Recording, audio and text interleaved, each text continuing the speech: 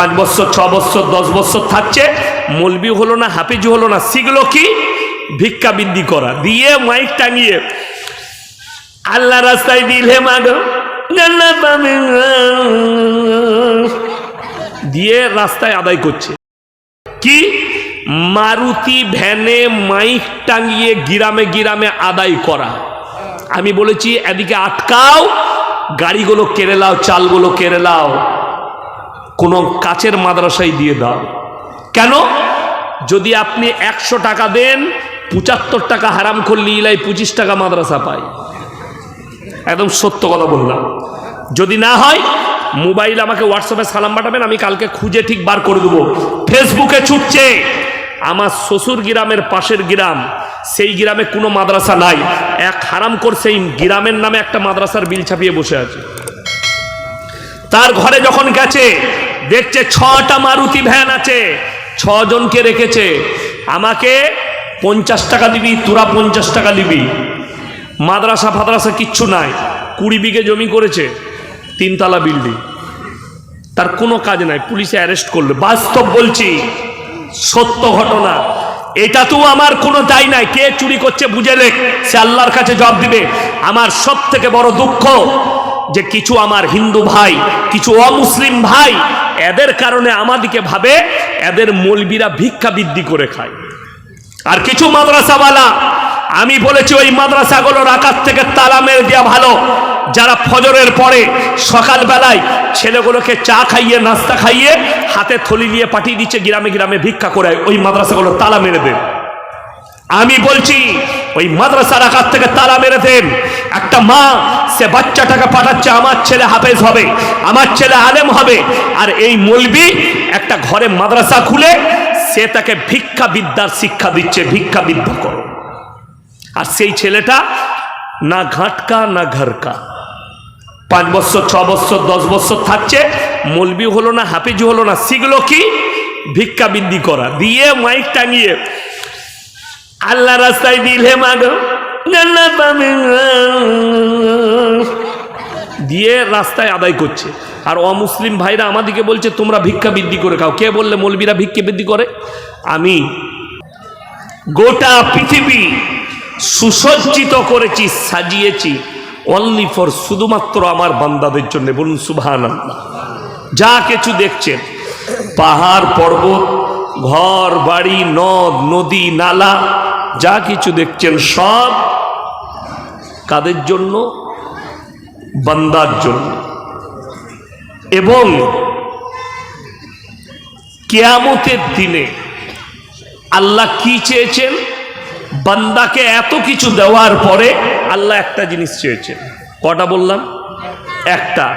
সেটা হচ্ছে নেক আমল, ভালো কর্ম, সৎ কর্ম।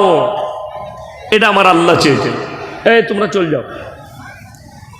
সৎ কর্মটা আল্লাহ চেয়েছেন, আপনার জীবনের কর্ম। আল্লাহর কাছে ওইটাই কাজের।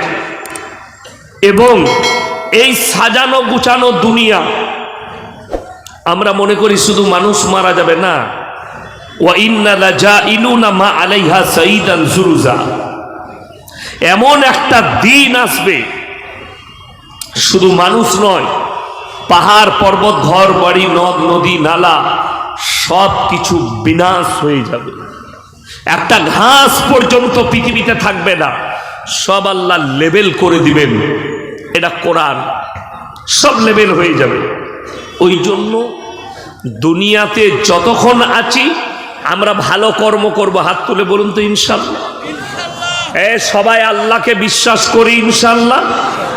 হ্যাঁ, আচ্ছা, আল্লাহকে বিশ্বাস করলে আল্লাহর হুকুম মানতে হবে না? হবে না? মানতে হবে। আল্লাহ যেগুলো নিষেধ করেছেন করা যাবে? যাবে না। দুঃখের বিষয়, আশা করি এই থানাটা কোন থানা পড়ছে? বড়ুয়া থানা। এই থানায় যতগুলো মুসলমান ভাই আছেন, ইমানদারির সঙ্গে বলুন তো, এখানে যতজন বসেছেন, সুদ খাওয়া যে হারাম এটা জানেন না? জানেন না আপনারা? আচ্ছা, হারাম তো। হারামটা মৌলবীদের তৈরি না আল্লাহর হুকুম? বাবা, আল্লাহর হুকুম, ওয়াহাল্লাল্লাহুল বাইয়া ওয়া হাররামার রিবা, সুদকে হারাম করেছি, ব্যবসাকে হালাল করেছি। তাহলে এই বড়া থানায় একটাও মুসলমান সুদ খায় না, তাই তো? খায় না তো? খায়। এখন এই বায়ান করলেই সুদখোররা গাল দিবে, দিবে না? দিবে না? দিবে। আচ্ছা বলুন তো, আমাকে গাল দিলে সুদ হালাল হয়ে যাবে তো নাকি? মৌলবীদিকে গাল দিলে হালাল হবে? হালাল হবে না। তুমি যদি নবীজিকেও গালি দাও, আল্লাহকেও গালি দাও, আল্লাহর কসম হালাল করতে পারবেন, আল্লাহ হারাম করেছেন। এখন মুসলমান সুদ খায় বিন্দাস। বেঈমান কাফেররা এত মাদ্রাসা জলসা, এত গ্রামে গ্রামে জলসা। পুইনানে ইস্তেমা হলো, 1 কোটি থেকে 2 কোটি লোক বলছে দুয়ায় সামিল হয়েছে। মুর্শিদাবাদ থেকে গাড়ি যাচ্ছে, ও গাড়িতে চেপে গেছে, ইস্তেমায় যাব, দোয়া কবুল হবে, গিয়ে কাঁদছে, দোয়া করে চলে এলো। আর ওর বউ হচ্ছে গ্রুপ লোনের হেড, দিয়ে বোঝে জান্নাতে যাব। আপনাদের এখানে গ্রুপ লোন, বন্ধন লোন নাই? আছে। এখন কারা গাল দিবে? যার বউ গ্রুপ লোনের হেড তার। আচ্ছা বলুন তো, চুরি করা হারাম, এই কথাটা যদি আমরা বলি, চোরের গায়ে লাগবে না ইমানদারের গায়ে লাগবে? কথা বলেন। চোরের গায়ে। তো তোমার বউ যদি গ্রুপ লোনের হেড হয়, আমরা মৌলবীরা কি করবো? আমি বলছি তোর গায়ে লাগবে। তোর বাপের বেটা মৌলবী যদি থাকে, গ্রুপ লোন আর বন্ধন লোন, এটাকে যদি কোনো বাপের বেটা বাইক ক্যামেরা বলছি, সেই মৌলবী আমার পাশে বসবে, কোরআন হাদিস দিয়ে দলিল দিয়ে দিবে যে না হালাল। আমি জীবনে আর মুর্শিদাবাদে জলসা করবো না, এটা চ্যালেঞ্জ দিলাম। কোনোদিন আসবো না আর মুর্শিদাবাদে, শেষ আজকের জলসা। যদি তোমার কোনো বাপের বেটা মৌলবী হালাল বলে দিতে পারে বন্ধন লোন আর গ্রুপ লোনকে। ব্যবসা, সুদের ব্যবসা, যে খাতা সারে, যে দালালি করে, যত রকমের কাজ আছে সুদের সঙ্গে জড়িত, যারা থাকবে সমান পাপের হকদার হবে। সব থেকে নিম্ন স্তরের পাপ নিজের জন্মদাতা মায়ের সঙ্গে জিনা করার সমান পাপ হবে। বলুন নাউজুবিল্লাহ। নিজের আপন মা যে জন্ম দিয়েছে, সেই পাপ হবে। আমাদের দেশের মেয়েরা, কিছু লাভ হোক আর না হোক, 10টা মেয়ে গ্রুপ করেছে, একজন হেড, আর 9টা মেয়ে তাকে ম্যাডাম বলে ডাকে। মনে করে আমার যাহা ব্যাপার, ম্যাডাম হয়ে গেছে। স্কুলের নয়, সুদ খাওয়ার ম্যাডাম। আর লোককে বলে আমি হেড। তুমি সুদের হেডমাস্টার, কবরে যাও বুঝতে পারবে। মৌলবীর মুখে লাগাম দেবে, আমাদের কথা মানবে না, মানো না। আল্লাহর কসম, কিয়ামতের দিনে তোমাকেও আল্লাহ দাঁড় করাবে আর আমাকেও দাঁড় করাবে। যারা মনে মনে ভাবছেন এই মৌলবীদের হিসেব হবে না, পীরদের হিসেব হবে না, মৌলবী মোল্লা পীর ফকির অনেক দূরের কথা। কোরআন সূরা আরাফ প্রথম পৃষ্ঠার মধ্যে আছে, 8 পারায়, ফালানাসআলান্নাল্লাযীনা উরসিলা ইলাইহিম ওয়ালানাসআলান্নাল মুরসালিন।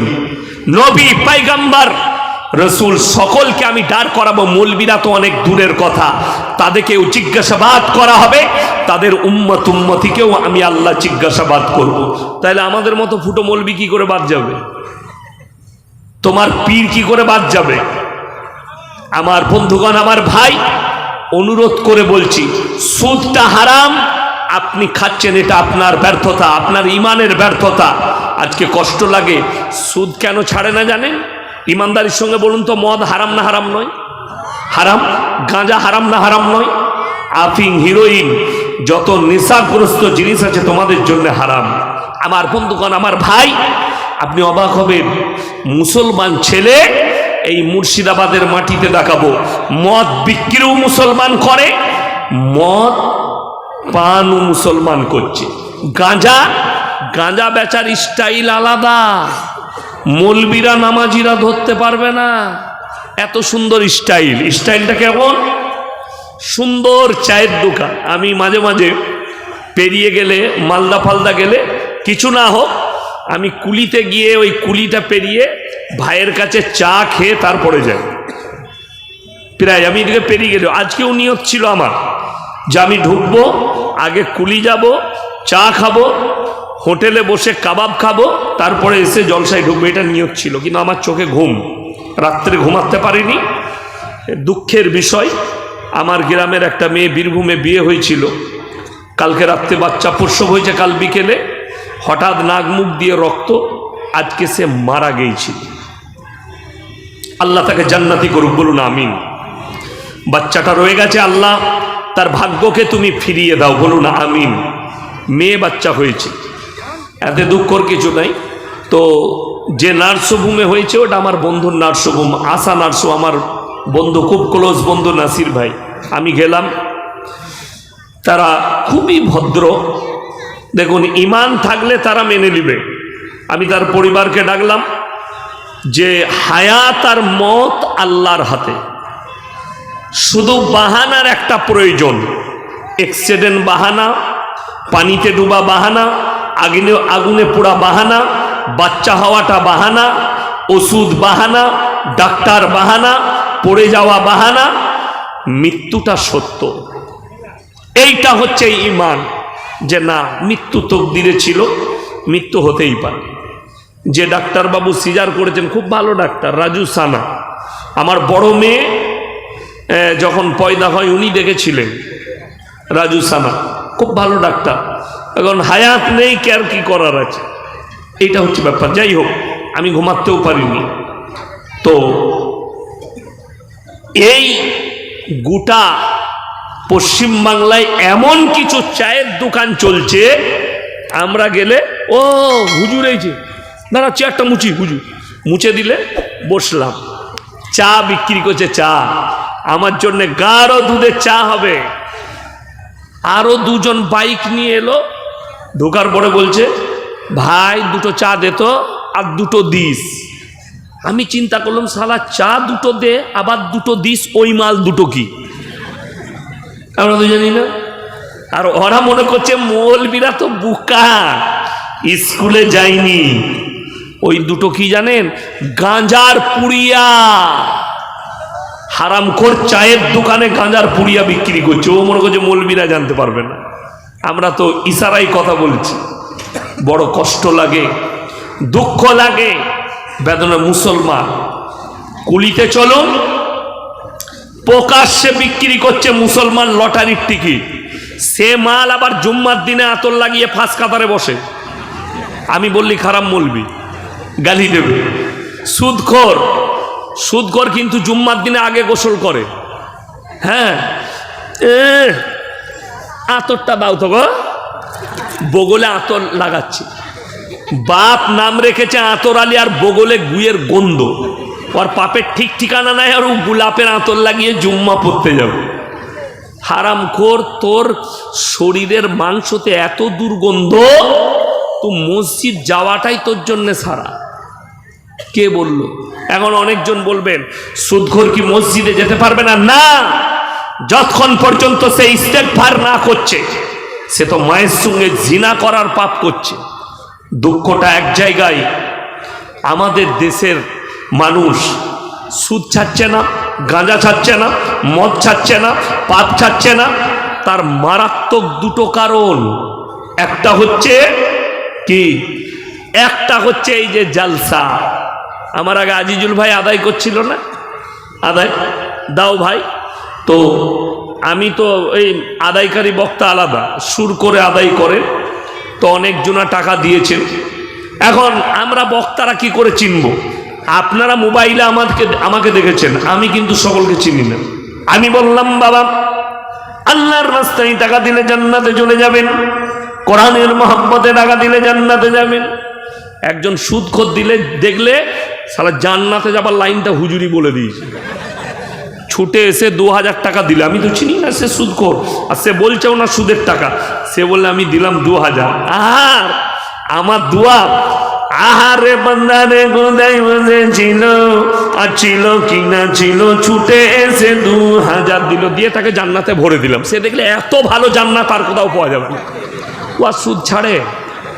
ও তো আর বলছে না আমাদিকে। তুই একবার হুজুরকে বললি না যে হুজুর আমি সুদের টাকা দিচ্ছি, হুজুর লিত কিনা, মাদ্রাসাওয়ালা লিত কিনা একবার দেখতিস। নাম্বার 2, আর একটা লাইন আছে, ওই যে আমাকে ইট মারবো বলেছে জিলাপি হুজুরের মুড়ি, কেন? ওই আর একটা হচ্ছে যত রকমের পাপ করবি কর, যা করবে করুক, মরে গেছে মিলাদ পড়ি দিলেই জান্নাত। মিলাদ হয় না? হয় না? হয়। বাবা রে, ও তো খানা করে হুজুর মিলাদ পড়াচ্ছে। সবারই কথা বাদ দেন, আমাকেই দাওয়াত দিয়েছেন। আমি এলাম বর্ধমান থেকে, বাবা কলজে ভুনা, গুর্দু ভুনা, ভুনা দেশি মুরগি, পোনা আর রুটি আর কাবাব, খাবারের শেষ নাই। খেয়ে দিয়ে এরপরে মিলাদ পড়িয়ে দোয়া চলছে, চাচার লেগে দোয়া, আল্লাহ তুমি জান্নাতুল ফিরদাউস দান করো, আল্লাহ তুমি আকাম আকাম দান করো। যখন গাড়িতে চাপবো, পাড়ার একজন চাচা বলছে হুজুর দাঁড়ান দাঁড়ান, কথা আছে। কি বাপ? বলে যাকে জান্নাতে ভরলেন মালটাই 1 নম্বরে সুদ করছিলাম না। তোবা তোবা তোবা, কাকে দিলাম? এখন আপনার ব্রেনে আঘাত লাগবে, হুজুর সুদের ওপরে জীবন কাটিয়েছে, হারাম জানার পরে এর জন্য কি দোয়া করা যাবে না? আমার কাছে ফতোয়া নিলে তার জানাজার নামাজটাও পড়া যাবে না। সে যদি অস্বীকার করে যে আমি কোরআন মানি না, আল্লাহ মানি না, আমি সুদ খেয়ে যাব, জিদ করে করে সুদ খাই। কোরআনে আছে কেউ যদি হারাম জানার পরে সুদ খায়, সুদের ব্যবসা করে, এই লোক যেন ডাইরেক্ট আল্লাহর সঙ্গে যুদ্ধ ঘোষণা করে দিল। যে লোক আল্লাহর সঙ্গে যুদ্ধ ঘোষণা করছে, এই লোক আর মুসলমান থাকতে পারে? কথা বলে না? এই লোক আর মুসলমান থাকবে না। আমার বন্ধুগণ, আমার ভাই, যে গালি দিবেন গালি দেন, সুদ কিন্তু আল্লাহর কসম হালাল করতে পারবে না, কোনো রাস্তা নেই। তুমি যে মিলাদ পড়িয়ে জান্নাতে যাবে মনে করছো, তোর হুজুর মার খাবে আর তুই রেডি থাক, তুই তো খাবি খাবি, তোর মিলাদ বেরুবে।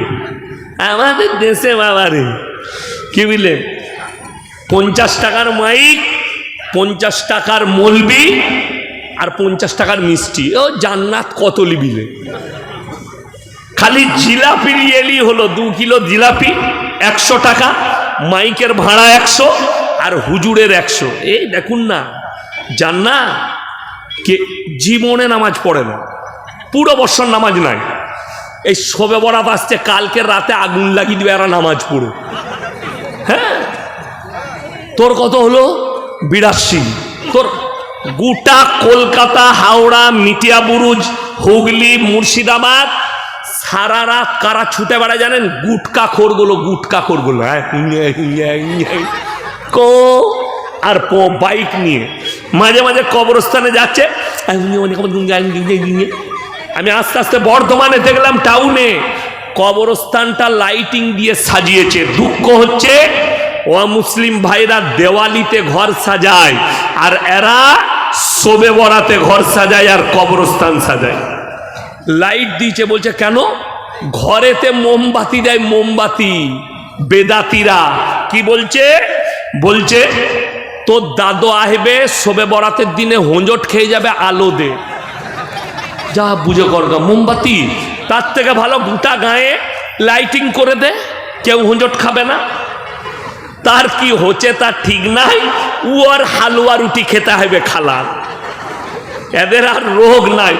একজন গুটকাখোর দেখলাম বলেছে জলসায় আমার নাম করে যে এদের পেটে হালুয়া রুটি। আরে মূর্খ, আমি মুম্বাইয়ে গেলে মাহমুদ আলী রোডে যাই, হালুয়া আর পরোটা কিনে খাই, কোনো অসুবিধা নাই। কোনো কে বললে হালুয়া খাওয়া হারাম, কিন্তু শবে বরাতেই হালুয়া রুটি করতে হবে, এক থেকে বড় বেদাত আর কিছু নাই। না এমনি নামাজ পড়ে না খালা, বাবা রে নেকি পাবে শবে বরাতে, সকাল থেকে আটা সানছে, জান্নাতে যাবে রুটি বেলে।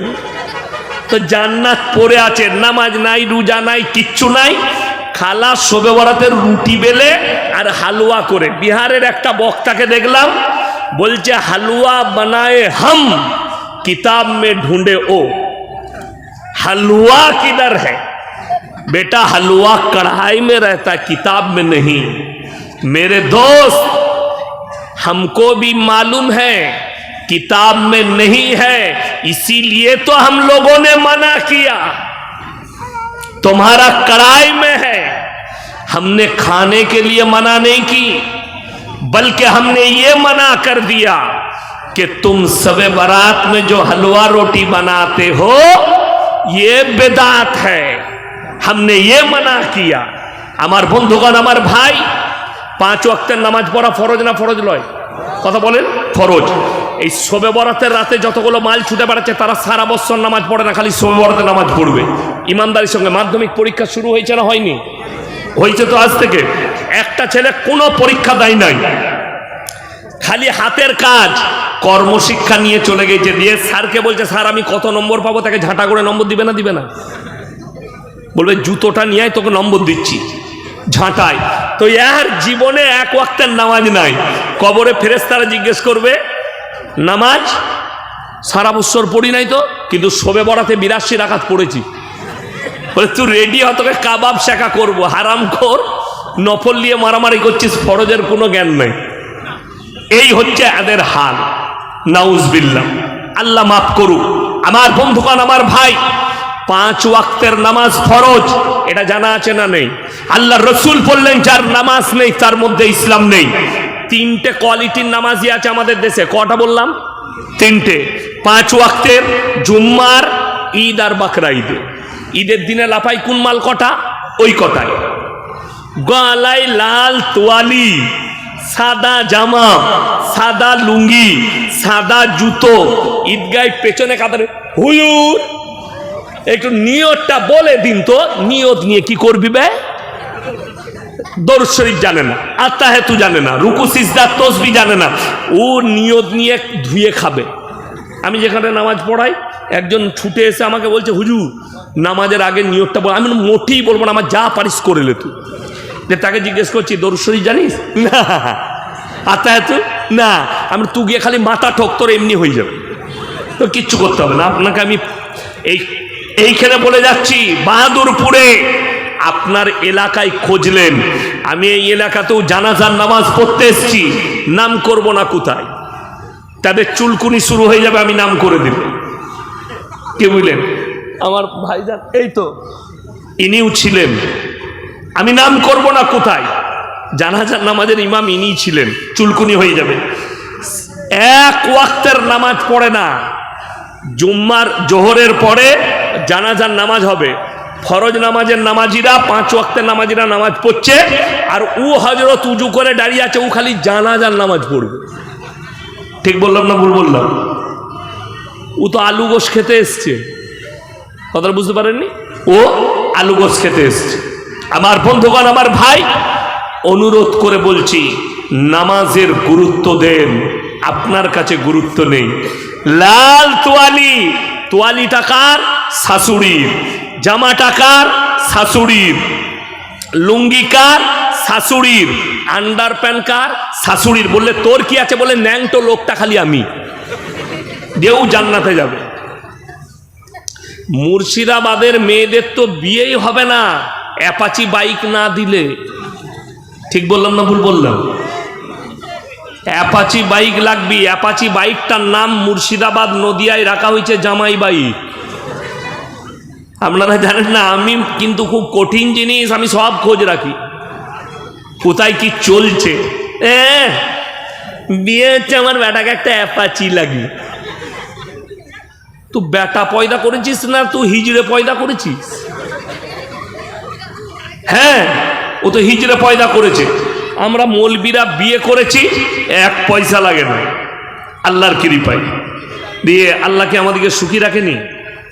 বলে দিই, সব থেকে ভালো যাদের মনে হবে যে আমার বেটার কিছু নাই, বেটার বিয়েতে পণ নিতে হবে, গাড়ি নিতে হবে, যৌতুক নিতে হবে, পলসন্ডা টোলে গিয়ে শাড়ি পরে হাততালি মারবেন, হিজড়ে সেজে। অনেক দাম, ওদের মূল্য আছে, কিন্তু তোমার মূল্য নাই। 20 রমজান থেকে বউকে বলছে ফোন কর, কেন ফোন কর কেন কেন, ও হারাম করে আন্ডার প্যান্ট কেনারও ক্ষমতা নাই, শাশুড়ি পাঠাবে তবে পড়বে। তুমি বলছো যে আমি দিনের ওপরে প্রতিষ্ঠা